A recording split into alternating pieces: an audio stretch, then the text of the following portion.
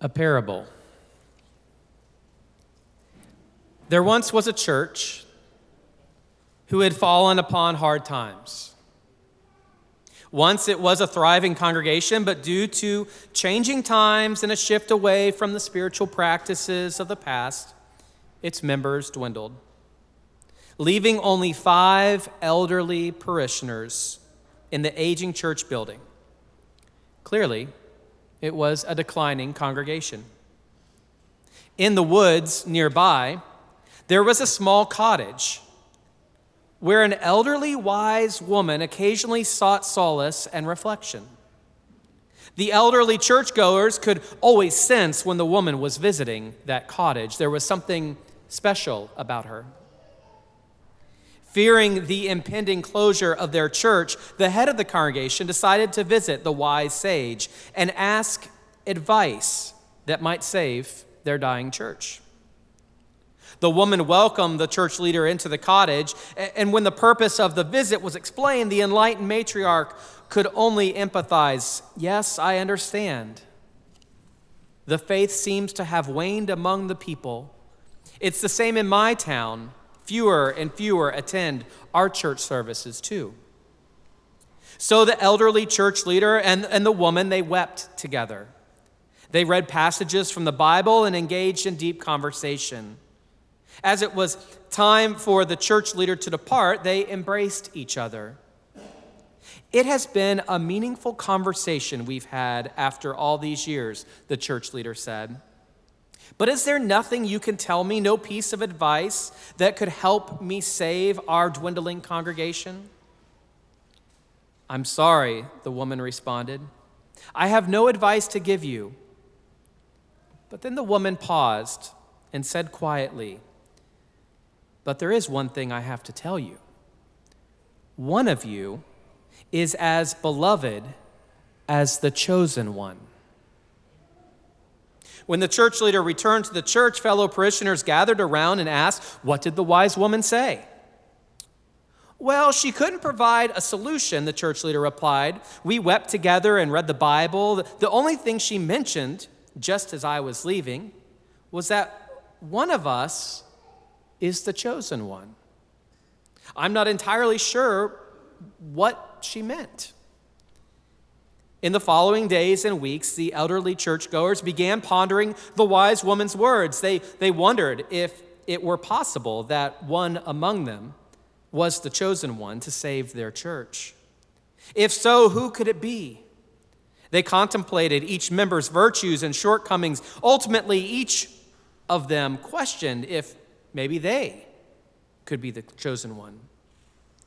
As the elderly churchgoers contemplated, they began treating each other with extraordinary respect, just in case. They also extended this newfound respect to themselves, acknowledging that each could potentially be that person. As well, if one had a burden, they raced to see that it was met. If one needed justice, they rallied to achieve an equitable resolution. Situated in a picturesque forest, the church still attracted occasional visitors. People would come to the church to enjoy its serene surroundings, stroll along its peaceful paths, and sometimes the aging chapel for moments of reflection. Unconsciously, they sensed the atmosphere of extraordinary respect and solidarity that now enveloped the 5 elderly parishioners. And it was a spirit that seemed to infuse the entire place. There was something remarkable and appealing, even magnetic about it. People began returning to the church more frequently, inviting their friends to experience this special place. These friends, in turn, brought their own friends. Then something even more extraordinary occurred. Some of the younger folks who visited the church started engaging in more profound conversations with the elderly churchgoers. After a while, one of them asked if they could become part of the congregation. Then another followed and another.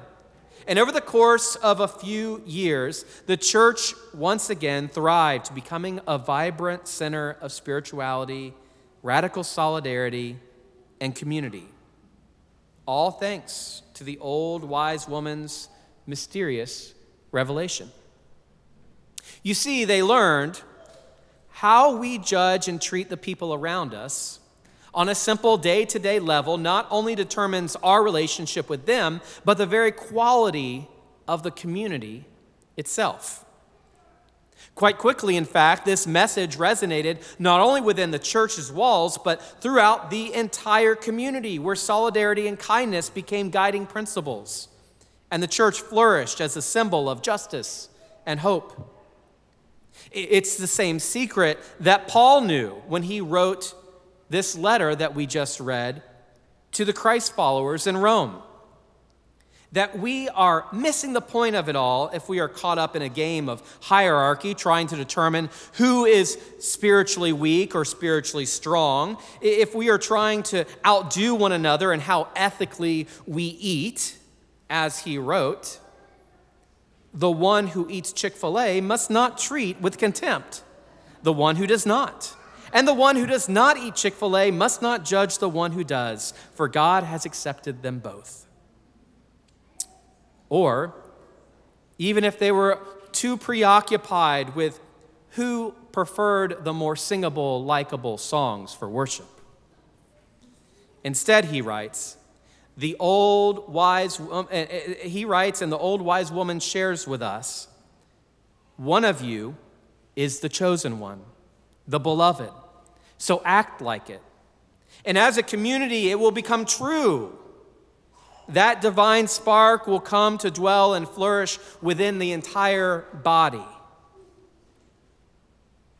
Collectively, you will find your salve that will heal not only your wounds, but the wounds of the world.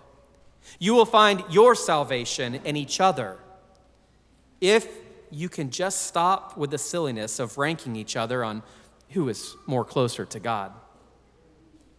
As I said, this quickly extended beyond the walls of the church as they realized that the chosen one may in fact be someone not even part of their congregation yet. The chosen beloved veteran who is unhoused, struggling to find stable housing and employment.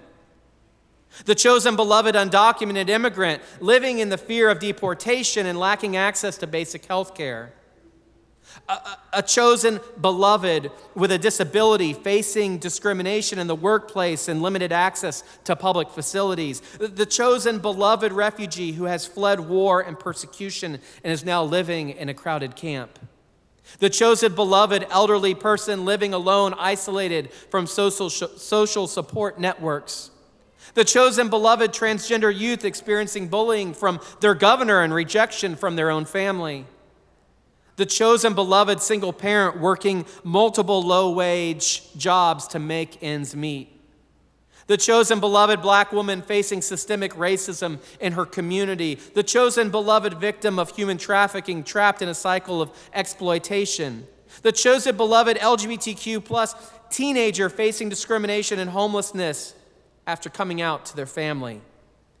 The chosen beloved struggling with mental health issues and lacking access to affordable therapy and treatment.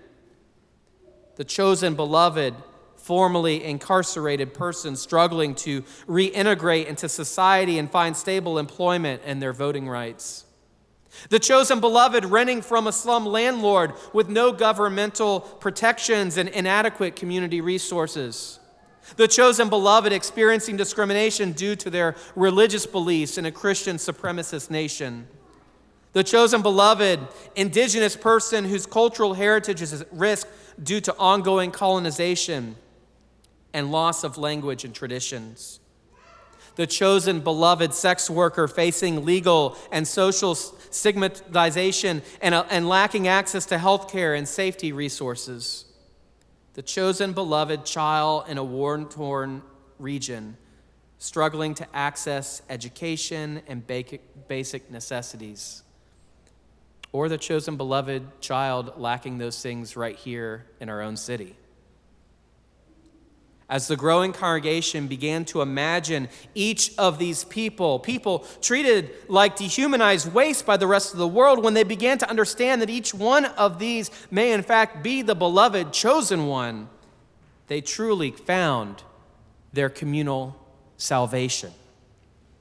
And just imagine the power they soon amassed in treating one another this way. It was power enough to topple unjust systems and entire empires. This new kingdom, based on relationship, they would experience,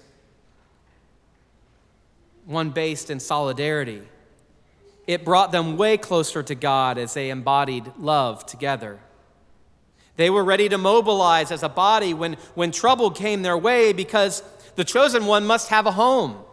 The chosen one must have food to eat. The chosen one must have access to ride the bus, even if it's to the beach. The chosen one must be able to live past the life expectancy of a trans black woman, which is 30 years old. The chosen one doesn't need all the chosen one needs to have social, doesn't need all of their social service public money going to have more policing. The chosen one doesn't need $600 million of public funds to go to a new baseball stadium here in St. Pete. By the way, that announcement is coming on Tuesday. $600 million of your public money going to a private baseball company that makes $1 billion a year. Y'all, we could make a huge dent on poverty in this city. We could abolish homelessness many times over with $600 million. So Allendale,